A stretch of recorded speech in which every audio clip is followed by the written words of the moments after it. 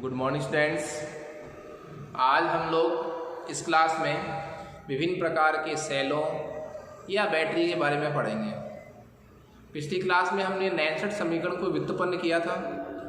मैं आपको रिवाइज करवा दूं कि पिछली क्लास में हमने ये पढ़ा था कि सेल के विद्युतवाहक बल, उत्क्रमणीय सेल के विद्युतवाहक बल तथा किसी एकल इलेक्ट्रोड के विभव की गणना के लिए हम नैनसठ समीकरण की सहायता ले सकते हैं। आज इस क्लास में हम सेल और बैटरी के बारे में पढ़ने वाले हैं। देखिए, सेल और बैटरी दोनों वर्ड का मतलब एक जैसा है। बैटरी जो है वो सेलों का संयोजन है। बैटरी सेलों का संयोजन है, तो सेल ही बैटरी है। मैं ये कह सकता हूँ सेलों का श्रेणीक्रम संयोजन जो है वो बैटरी कहलाता है। तो हमारा जो आज का टॉपिक है वो है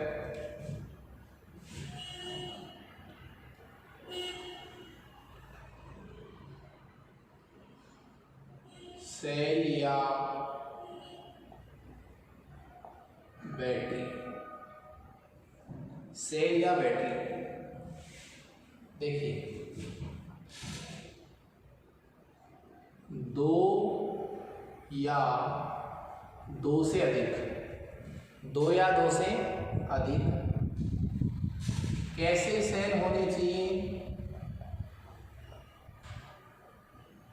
गैल्वेनिक सेल। दो या दो से अधिक गैल्वेनिक सेल। गैल्वेनिक सेल को मैं ये भी तो कह सकता हूँ विद्युत रासायनिक सेल। दो या दो से अधिक गैल्वेनिक सेल मतलब कौन? विद्युत रासायनिक सेल। गैल्वेनिक सेलों का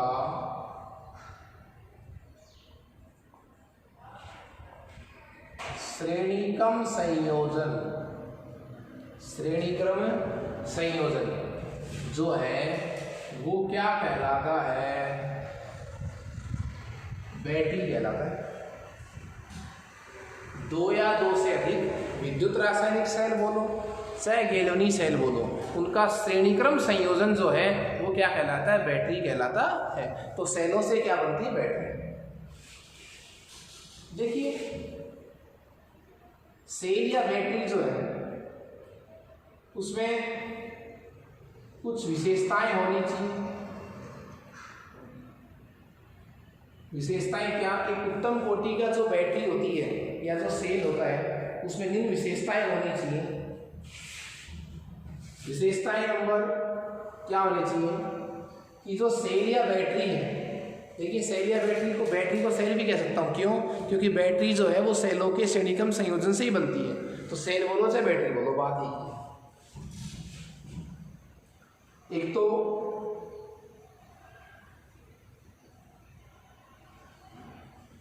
स्थिर वोल्टता की धारा दे। एक उत्तम कोटि की जो बैटरी होती है, तो उत्तम कोटि का जो सेल होता है, हाई क्वालिटी का, जिसको मैं अच्छा कहूँगी, अच्छा सेल है या अच्छी बैटरी है, तो उसमें ये खास बातें होनी चाहिए। एक तो वो स्थिर वोल्टता की धारा दे अधिक समय तक, लंबे समय तक, लंबे समय तक। ठीक है। दूसरी बात, कम लागत। लागत क्या है? कम। लागत क्या है? कम।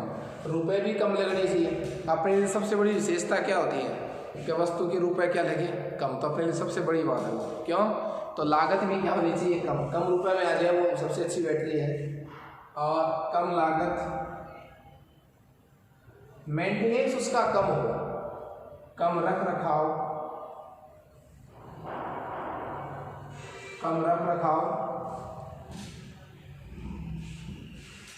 तथा आवागमन में भी सुगम हो। आवागमन में सुगम का मतलब जिसको लाने ले जाने के लिए पिकअप ही नहीं करनी पड़े कि ट्रक लाना पड़े उसको लाने ले जाने के लिए, ऐसा नहीं हो। तो लाने ले जाने में सरल हो, मेंटेनेंस उसका कम हो, रुपए कम लगे, लंबे समय तक स्थिर वोल्टता की धारा दे। ये उत्तम कोटि की बैटरी में जो है वो लक्षण होते हैं। तो आपको मैंने बैटरी या सेल की परिभाषा बताई है। दो या दो से अधिक गैलरी सेलों के श्रेणीक्रम संयोजन को सेल या बैटरी कहा जाता है। एक उत्तम कोटि की बैटरी में निम्न विशेषताएं होनी चाहिए जो मैंने अभी आपको बताई है। अब है सेल या बैटरी के प्रकार। सेल या बैटरी के प्रकार, देखिए सेल या जो बैटरी है वो मुख्यतः दो प्रकार के होते हैं, प्राथमिक सेल और द्वितीयक सेल। प्राथमिक सेल और द्वितीयक सेल दो प्रकार हैं कि प्रकार। पहला प्रकार है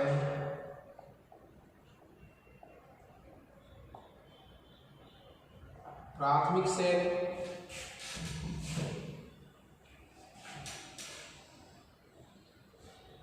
दूसरा है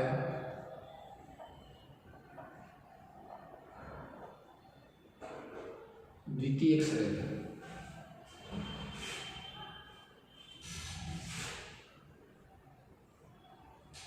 प्राथमिक सेल और द्वितीयक सेल। प्राथमिक बैटरी भी कह सकता हूं, द्वितीयक बैटरी भी कह सकता हूं। मूलभूत अंतर क्या है? प्राथमिक सेलों को सिर्फ हम एक बार प्रयुक्त कर सकते हैं। प्राथमिक सेलों को हम क्या कर सकते हैं? सिर्फ एक बार प्रयुक्त कर सकते हैं। द्वितीयक सेलों को हम बार बार प्रयुक्त कर सकते हैं। ठीक है, एक बार प्रयुक्त का मतलब क्या हुआ? इनको हम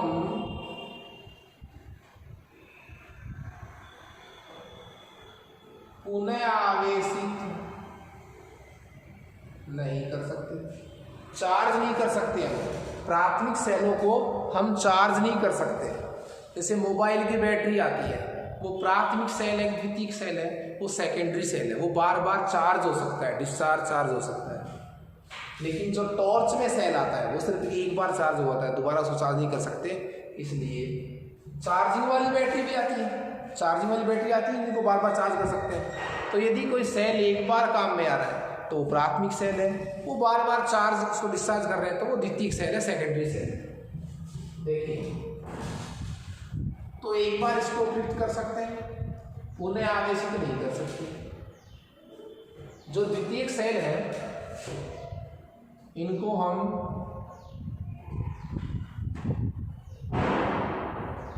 पुनः आवेशित कर सकते हैं। इनको पुनः आवेशित नहीं कर सकते, इसलिए इनका नाम क्या है?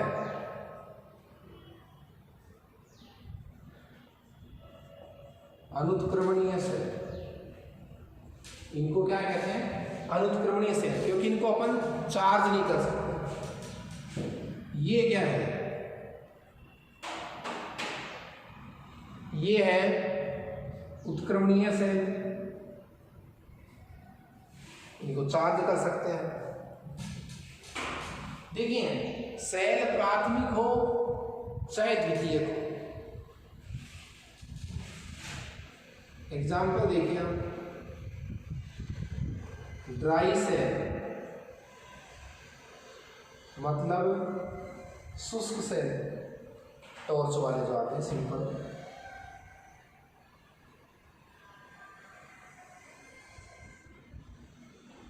मरकरी सेल कैलकुलेटर है, कम सुनने वाली जो मशीन है, कैमरा है, उसमें जो आता है जिसमें कम एनर्जी चाहिए, मरकरी सेल, ड्राई सेल, ये सब प्राथमिक सेल है। द्वितीयक सेल में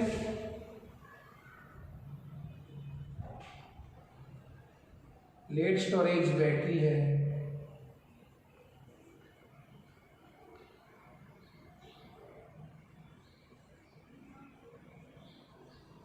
निकल कैडमियम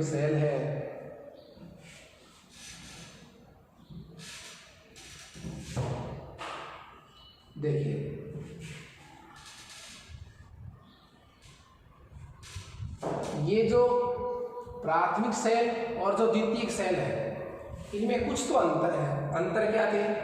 एक बार काम में ले सकते हैं, बार बार काम में ले सकते हैं, रिचार्ज नहीं कर सकते, इनको चार्ज नहीं कर सकते, इनको चार्ज कर सकते हैं, इसलिए इनको उत्क्रमणीय सेल बोलते हैं, इनको अनुत्क्रमणीय सेल बोलते हैं। इनके एग्जाम्पल हो गए। एक और डिफरेंस है, देखिए, सेल कैसा भी हो, प्राथमिक हो चाहे द्वितीयक हो, दोनों ही सेलों में हमें क्या मिलेगी? दोनों ही सेलों से ऊर्जा। दोनों ही सेलों से हमें क्या मिलेगी? ऊर्जा। और जो ऊर्जा मिलेगी वो पता है कौन सी अभिक्रिया से मिलेगी? रेडॉक्स से मिलेगी। सेल कैसा भी हो उसमें रेडॉक्स अभिक्रिया संपन्न होती है और रेडॉक्स की वजह से हमें एनर्जी मिलती है। तो प्राथमिक हो चाहे द्वितीयक हो, प्राथमिक हो चाहे द्वितीयक हो, आपको रेडॉक्स अभिक्रिया ही इसमें होगी। परंतु अंतर क्या है? अंतर क्या है? अंतर ये है कि प्राथमिक सेलों में जो रेडॉक्स अभिक्रिया हो वो एक दिशा में होती है। प्राथमिक सेलों में जो रेडॉक्स अभिक्रिया होती है वो एक दिशा में होती है, जबकि द्वितीयक सेलों में जो रेडॉक्स अभिक्रिया होती है वो दोनों दिशा में होती है। बहुत अच्छा प्रश्न है। प्राथमिक सेल और द्वितीयक सेलों में अंतर, ठीक है। समानता यही है कि दोनों ही सेलों में रेडॉक्स अभिक्रिया संपन्न होती है जिससे हमें सेलों से ऊर्जा प्राप्त होती है। लेकिन फर्क क्या है? प्राथमिक सेलों में रेडॉक्स अभिक्रिया एक दिशा में संपन्न होती है और द्वितीयक सेलों में रेडॉक्स अभिक्रिया दोनों दिशा में संपन्न होती है। क्लियर है? हम सबसे पहले प्राथमिक सेलों के बारे में पढ़ेंगे। प्राथमिक सेलों में हमारे पास जो एग्जाम्पल है वो है शुष्क सेल, जिसको मैं लेक्लांसी सेल भी कह सकता हूँ, और मरकरी सेल। द्वितीयक सेलों में हमारे पास एग्जाम्पल है लेड स्टोरेज बैटरी, जिसको मैं सीसा संचयक सेल भी कह सकता हूँ, और निकिल कैडमियम सेल। क्लियर है? सेल या बैटरी का अंतर आप लोग समझ भी गए हैं कि सेलों का श्रेणीक्रम संयोजन जो है वो बैटरी कहलाता है। इन चारों ही सेल के बारे में डिटेल से पढ़ेंगे। दो तो प्राथमिक के एग्जाम्पल और दो किसके? द्वितीयक के। क्लियर है? नेक्स्ट हमारा जो टॉपिक है वो है प्राथमिक सेलों में हम किसका एग्जाम्पल लेकर चलेंगे? सबसे पहले बोलिए, शुष्क सेल।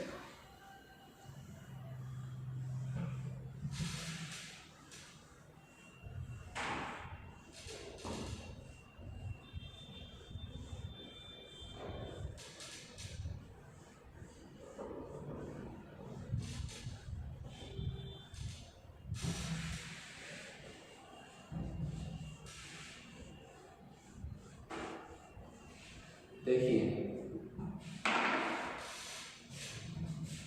सबसे पहले हमारा एग्जाम्पल है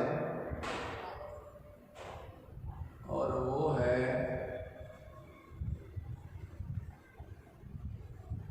शुष्क सेल या ड्राई सेल या लेक्लांसी सेल। ठीक है? शुष्क सेल की आप कल्पना कर सकते हैं। आप लोगों ने रेडियो में डले हुए सेल देखे होंगे, टॉर्च में डले हुए सेल देखे होंगे, घड़ी में डले हुए भी देखे होंगे, दीवार घड़ी में। तो वो सब सेल कैसे हैं? शुष्क सेल है। ठीक है? आप उनकी कल्पना कर लीजिए, फिर ये डायग्राम, ये मैटर आपको बहुत जल्दी याद हो जाएगा। जैसे निप्पो, एवरीबॉडी के आपने देखे ना। हाँ, तो देखिए, मैं सबसे पहले इस शुष्क सेल का आपके सामने डायग्राम बनाऊंगा, उसके बाद इसकी अपन थ्योरी पढ़ेंगे।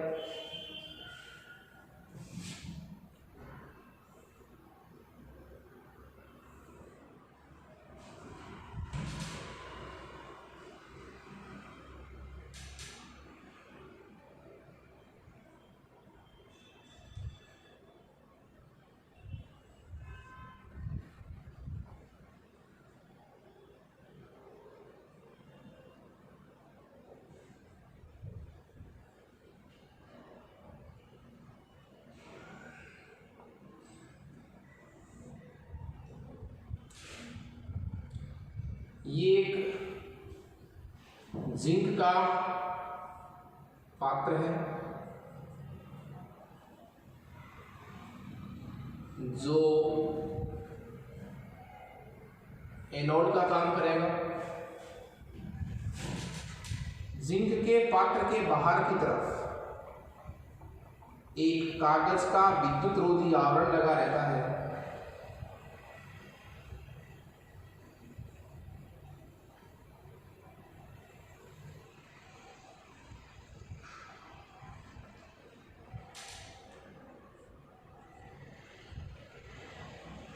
कागज का आवरण, इसमें एक ग्रेफाइट की छड़ होती है जिसके ऊपर पीतल की टोपी लगी रहती है।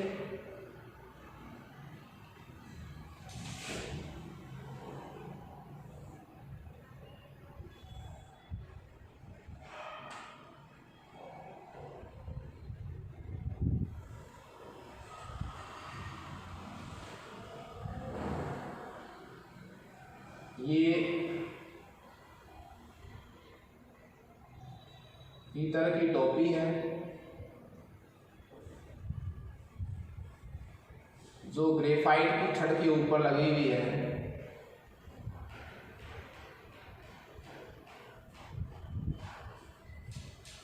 जो कहाँ लगी हुई है,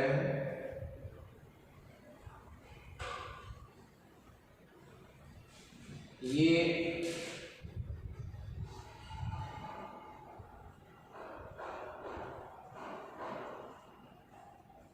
ग्रेफाइट की छड़ है। ग्रेफाइट की छड़ है जो कैथोड का काम करेगी। ये जिस पेस्ट में डूबी हुई है वो पेस्ट है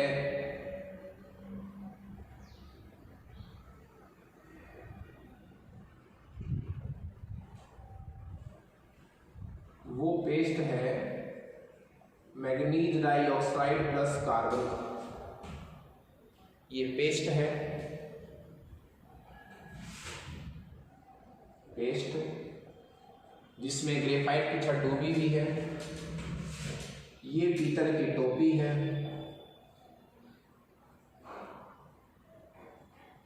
ये पीतल की टोपी है।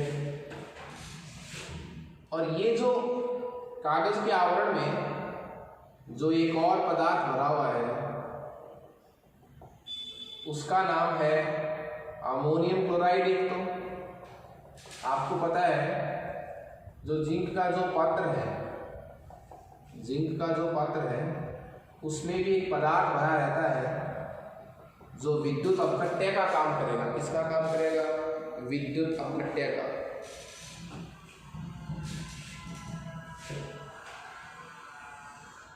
Zinc chloride plus ammonium chloride as electrolyte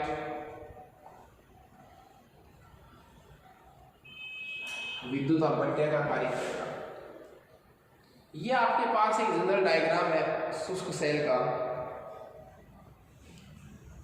देखिए, आपको थोड़ा वो समझ में आ रहा होगा कि जो सेल हम लिपो एरोडी का यूज करते हैं रेडियो में या टॉर्च में, थोड़ा उसकी कल्पना कीजिए आप।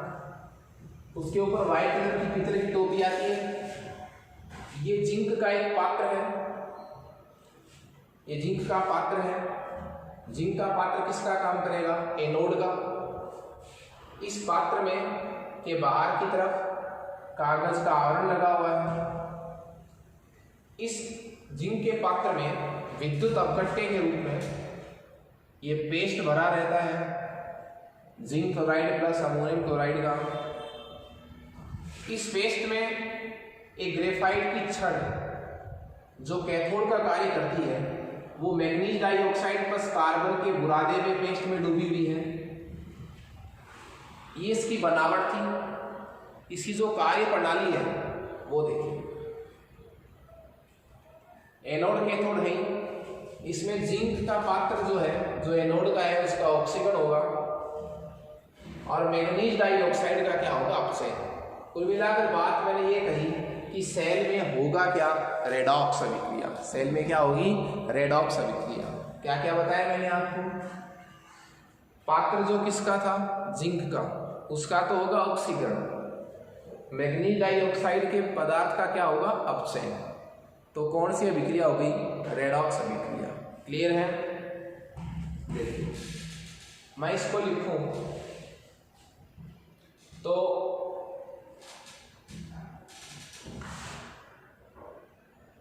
एनोड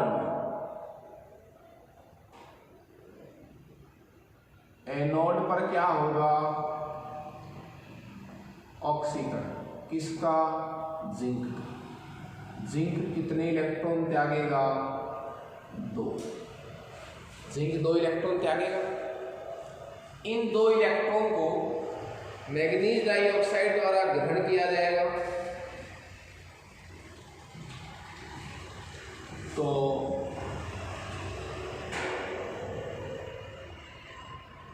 कैथोड पर क्या होगा, कैथोड पर यह होगा कि जो मैग्नीज डाइऑक्साइड है वो विद्युत अपघट्य में पड़े हुए अमोनियम आयन से भी रिएक्शन करेगा। एनोड से निकले हुए इलेक्ट्रॉन को भी क्या करेगा, बोलिए, एक्सेप्ट करेगा। तो MnO2 का तो अपचयन हो जाएगा। यहाँ मैग्नीज की ऑक्सीडेशन स्टेट कितनी है, +4। यहाँ कितनी है मैग्नीज की ऑक्सीडेशन स्टेट, +3। पहले 4 इलेक्ट्रॉन की कमी थी, अब 3 की हो गई, तो अपचयन हो गया। पहले 0 था, अब 2 इलेक्ट्रॉन की कमी हो गई, तो ऑक्सीकरण हो गया। साथ में अमोनिया भी उत्सर्जित होती है बैलेंस के लिए, H2। बैलेंस करेंगे तो यहाँ मैग्नीज 2 हो गए, 2 दूनी 4 ऑक्सीजन, तो 3 तो यहाँ हो गए ऑक्सीजन। एक ऑक्सीजन के बैलेंस के लिए मैंने H2 लगा दिया। हाइड्रोजन कितने हैं, 4। यहाँ कितने हैं, 3। तो ये लीजिए, 3 दूनी 6, 2 8, ये 2 4 दूनी 8। तो अमोनिया गैस भी उत्सर्जित होती है अभिक्रिया में। ये था साहब शुष्क सेल में एनोड तथा कैथोड पर होने वाली अभिक्रियाओं के समीकरण। टोटल नेट सेल अभिक्रिया निकाले तो क्या हो जाएगा, देखो ये 2 इलेक्ट्रॉन से 2 इलेक्ट्रॉन तो कट जाएंगे, इधर इधर कटेंगे एक दूसरे से विपरीत। तो क्या जाएगा, देखिए जिंक इधर उधर वाले जोड़ो, एक बार जिंक इसको जोड़ो, प्लस प्लस, ठीक है। फिर उधर वाले जोड़ दीजिए,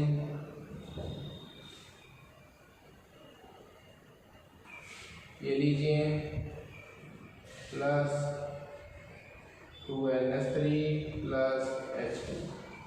कहीं कोई दिक्कत नहीं है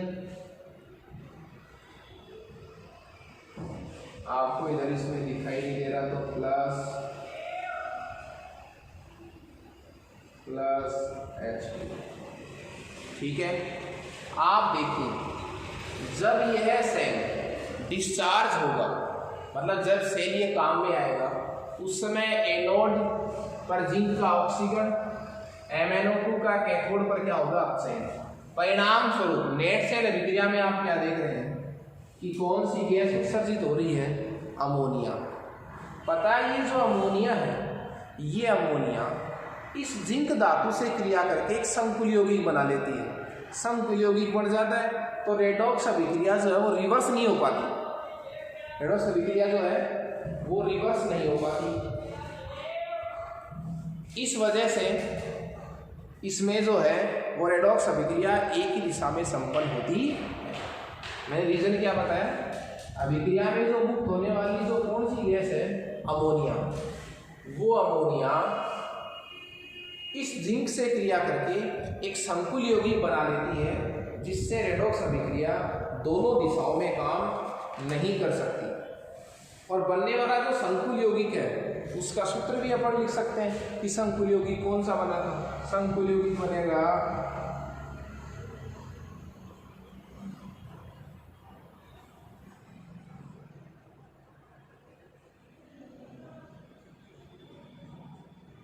टेट्राएमीन, आपने 9 नंबर चैप्टर पढ़ा है कॉम्प्लेक्स कंपाउंड वाला, टेट्राएमीन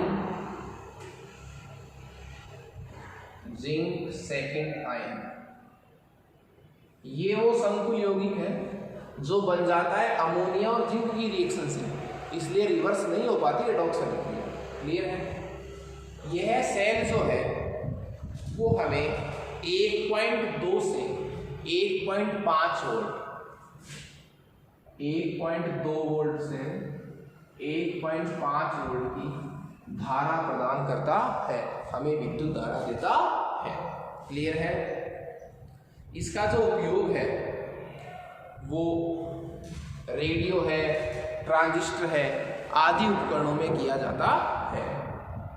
देखिए इस सेल में आपको याद क्या रखना है। देखिए सेलों में बोर्ड में प्रश्न क्या पूछे जाते हैं, किसी भी सेल के लिए, वो चाहे प्राथमिक हो चाहे वो द्वितीयक हो, तो मैक्सिमम जो सवाल होता है वो बड़े पूरा सवाल कोई नहीं पूछेगा आपसे कि मरकरी शुष्क सेल का डायग्राम, इसकी विधि, क्यों उसमें होने वाली रासायनिक अभिक्रियाएं, उन सब के क्या लिखो, समीकरण लिखो।